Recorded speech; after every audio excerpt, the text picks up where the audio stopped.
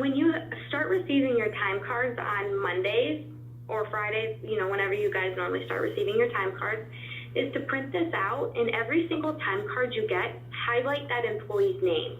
So that way, at the end of the day on Monday, okay, I have 20 out of 25 time cards for a customer, or for your customer. So you know now that you have to reach out to your customer and you say, hey, I'm missing these 5 time cards. Can you please send them to me?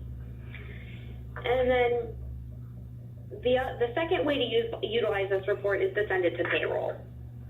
So to pull this report, again, you're going to go into Reports under All, and it's called COO Active Assignment Report.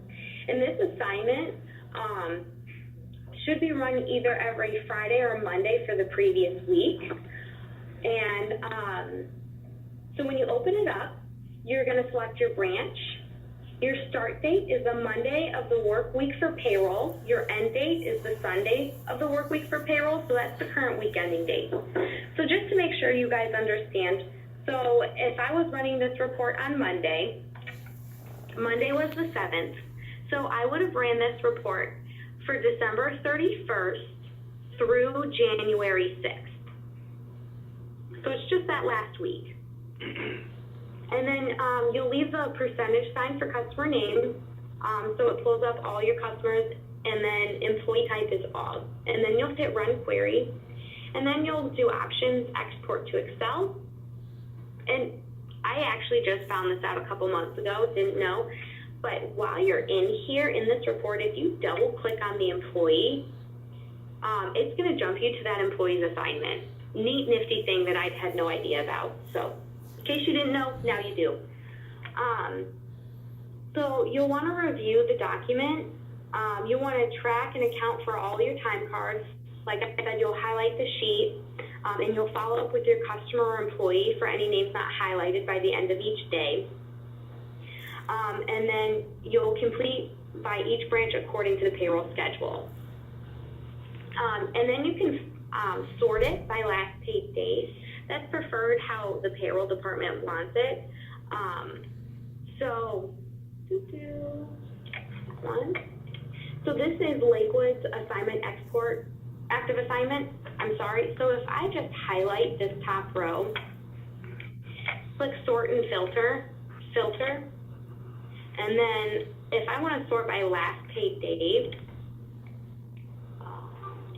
newest to oldest, I do get this operation requires the merge cells to be identically sized. So if you click OK, highlight everything, click Merge and Center, now you can sort it. I don't know why it does that. And so here you can see, let's get rid of a bunch of hoopla.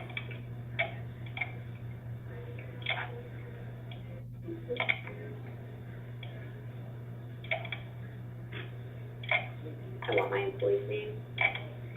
Hide. So as you can see, there is a lot of information on this report. We don't necessarily need all of it. Mostly just the employee name, the customer name, and their last paid date. So you can see all these employees right here are being paid tomorrow. Fantastic. So if I scroll down, I can see that these employees haven't been paid since the 4th. Well, if they're on my active assignment report, why are they still being paid? Why haven't they been paid? And then we have some December paychecks, an October paycheck, and then a no paycheck. So for the branch, what you guys can do is look up these employees. Here's their employee ID. Copy paste that into Avionte and see, are they still on an assignment? If they're still on an assignment but they're not getting paid this week, did we not receive their time card? If we didn't receive their time card, did the customer hire them on permanently? Did they end their assignment? What's going on? So that's a great way for you to reach out to your customer just to make sure everything's okay with your employee.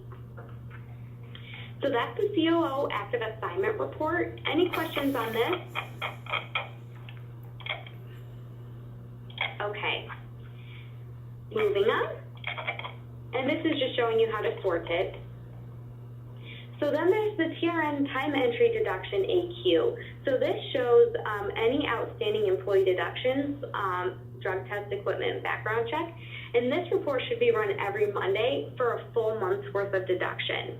So today's the 10th. If I was running this report today, I would select December 10th as my start date, January 10th as my end date. So to find this report, again, you're going to go into Report, under All. You'll search for TRN Time Entry Deduction AQ, and then you'll enter the following parameters: your branch, the status is active, on an assignment, both, and then your start date, again, the date of the prior month, the end date, the days in which it's being pulled, and then you'll click Run Query, and then do Options Export to Excel. And then you'll review the document for the following: employee deduction amount, and then the total amount deducted. So this report, this is what it looks like. You have your branch, your assignment ID, employee ID, the employee's social, their first name, last name. This is the what's being deducted. This is the amount that should be deducted, and this is the amount that has been deducted. So you can see here, let's do Samuel. Samuel had a background check of $20. Well, we took that $20. There was also a drug test that we billed the customer for $38. Now, if you come down here and see 0, this means that the employee had a $20 background check, but nothing was deducted. Maybe that assignment was ended. But that's something you as a branch should look into. Why haven't we taken this deduction?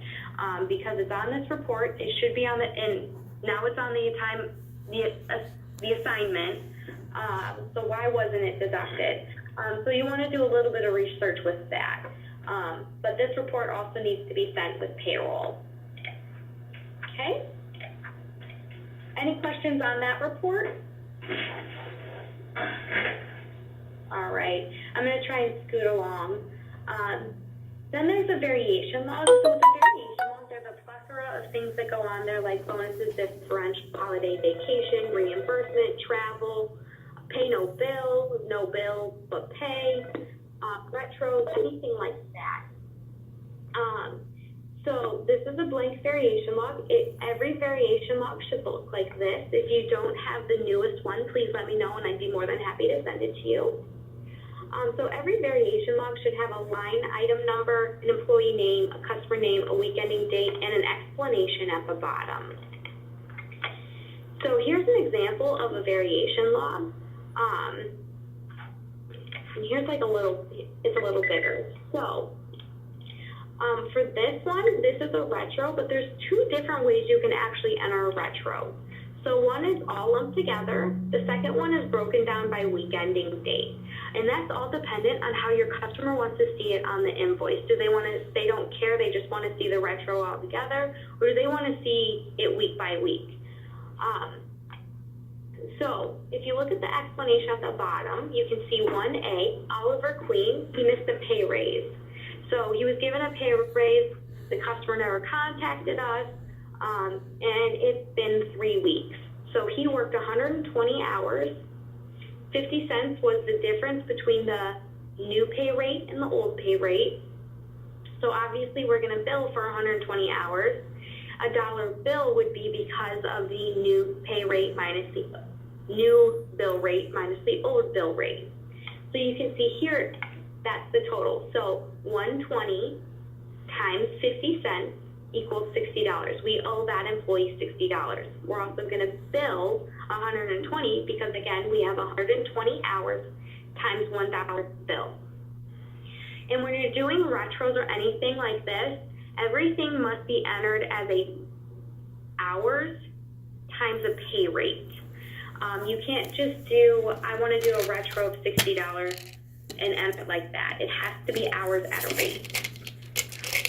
So if the customer wants to see it broke down, this is a little bit more work on you guys, because you have to figure out how many hours the employee works each week, write it on the variation log. So it's a little bit more, but it's okay. So again, you'll see Oliver Queen, he missed a pay raise.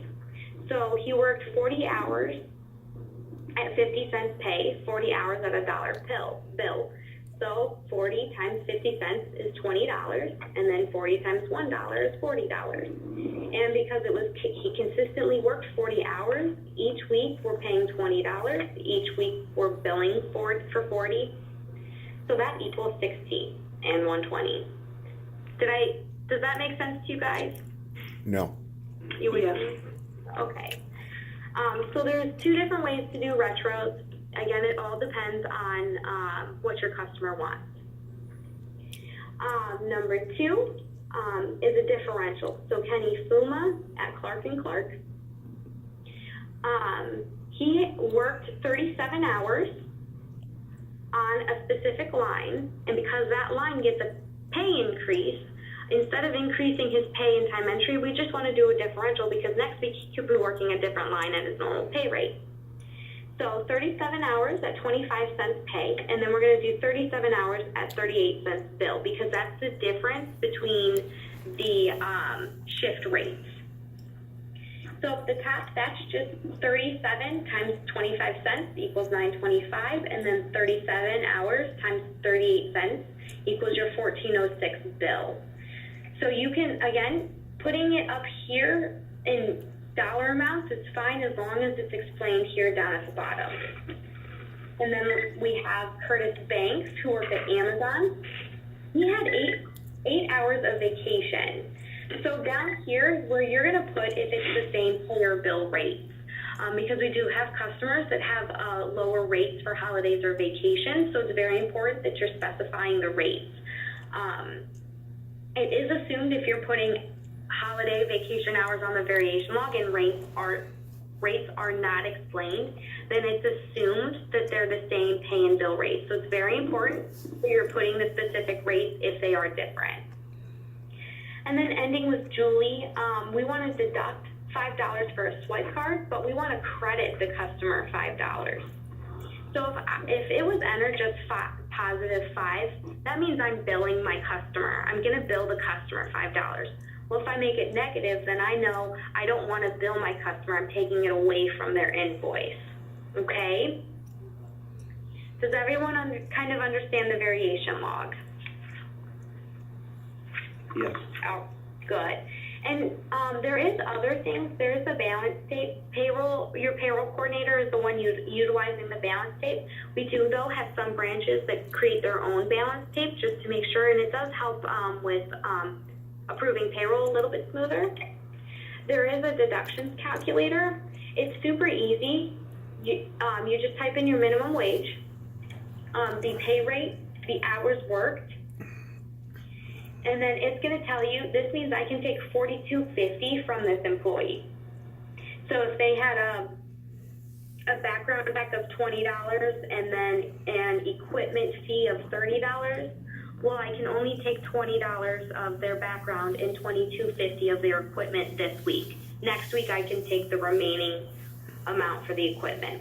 Because if I put them under minimum wage, the system does not allow it. So we can only take the maximum deduction to minimum wage. And then there is a minutes to decimal converter. So here's your 5, 10, 15, so on and so forth. But if you go here, you can actually type in, and that tells you your decimal. So if my employee worked 25 hours and 53 minutes, technically the employee worked 23.88 hours. And that's rounding, but okay. And then there is a timesheet calculator. I don't prefer to use this. I have my own that I'd be more than happy to share with you guys. But for the most part, I don't think you guys really need to utilize the timesheet calculator. All right. And this just explained everything on the exact same variation log I went over. This just has everything written down. So there are just a few general rules. When paying an employee, enter the total amount in the cash advance or bonus area. When billing the customer, enter the total in the client's billing column. When deducting from an employee, enter the amount as a negative. When that's wrong. When crediting the customer, enter the amount. Don't listen to that. Okay. So your payroll email. So the following items must be emailed to the payroll department for time entry. Your hours, which includes your time card, your web portal, your assignment export for time import, your feed, all of that. Your CUO active assignment report, your TRN time entry deduction AQ, and your variation log. If you do not have any variations for the week, you can send a blank variation log. And then you want to send all these documents in one email unless it's approved by your payroll coordinator. We want to keep things as easy as possible for everybody, and with as much payroll as they're entering, the more emails, the more confusing it can get. So if you can send all your payroll in one email, that is preferred. And so again, the branch approval. So it's the branch's responsibility to verify and approve all payroll each week. The payroll coordinator will send over a batch report or multiple and corresponding balance tape or tapes for verification and approval. So again, you'll need to verify pay and bill rates, week ending dates, deductions, variations from the variation log, bill hours match unless there is a no pay and bill, and that the balance tape hours match the batch report. If there's an error, you will want to email the payroll coordinator the correction, but if there's no changes needed, all you have to email back is approved. The payroll coordinator will also send a screenshot of unentered hours. So just to kind of show you what that would be, in time entry, what you will be receiving is a screenshot that looks kind of like, let's do,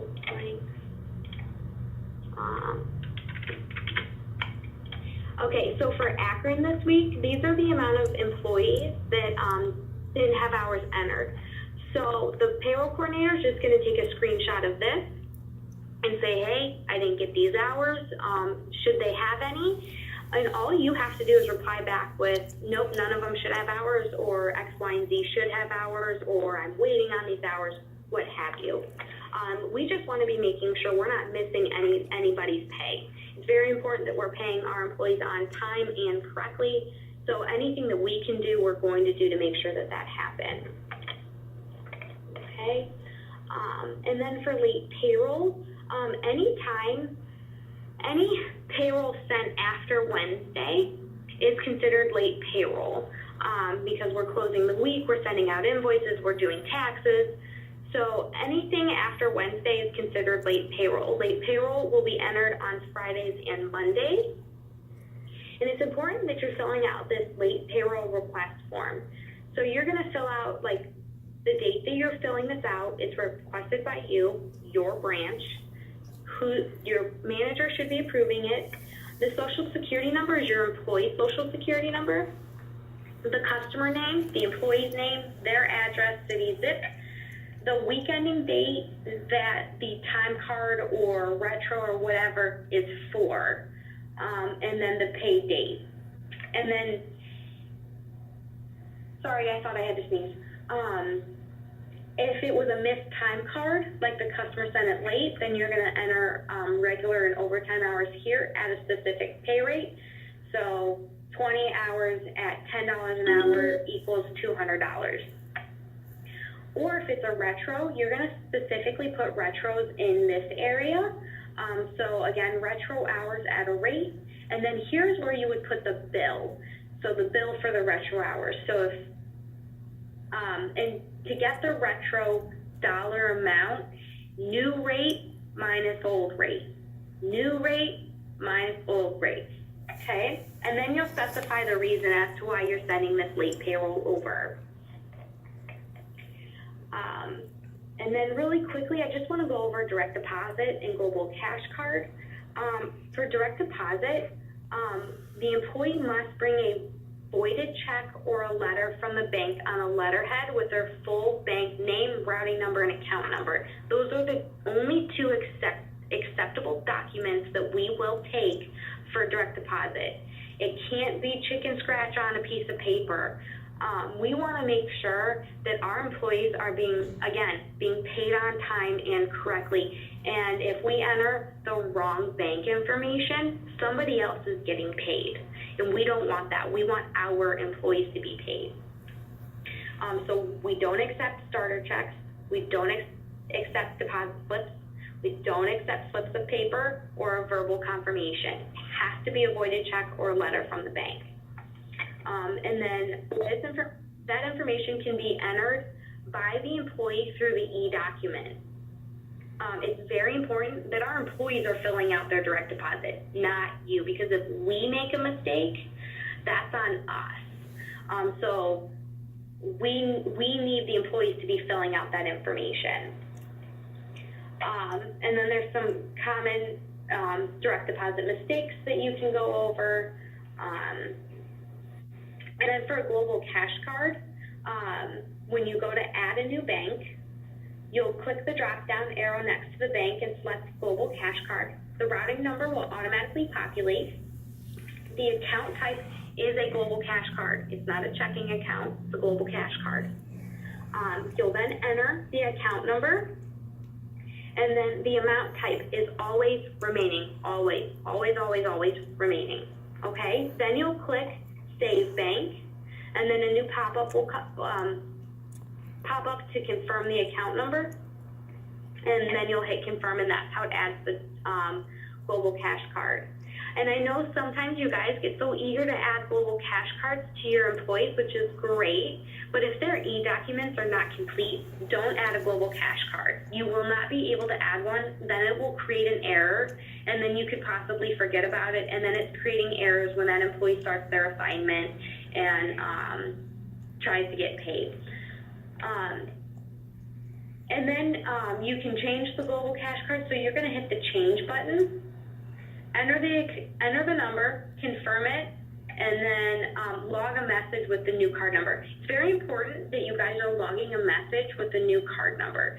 Things can go wrong, so if you have that documentation, that's the best.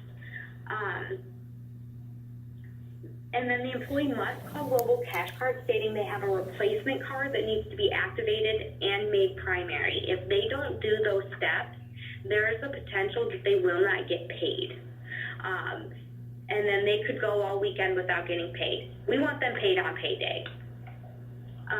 If there's an error when attempting to change the Global Cash Card, reach out to the payroll department immediately. Do not wait. There is a bank error counter. I'm going to just show real quick. PRN bank error counter. Everyone should have access to that. And you can see that there's only 2 that I can actually see with bank errors. So you can check that daily. And then just general rules, the amount type must always be remaining. It's never a fixed amount. The account type for Global Cash Card must always be a Global Cash Card. It's a Global Cash Card, it's not a checking account. The account type for direct deposit must never be a Global Cash Card because it's not a Global Cash Card. Never, ever delete an existing Global Cash Card line. Only change it. Don't add a new one. Don't delete the existing one. Once a Global Cash Card has been entered, that's the one that you use forever. Temporary employees are only allowed 1 bank account, 1 active bank account, and check the bank error counter daily for any errors. And then there's a couple FAQs. So if you guys want this, you guys can go over that and ask any questions. But with that, I'm going to end it and open it up to any questions. Do you guys have any questions?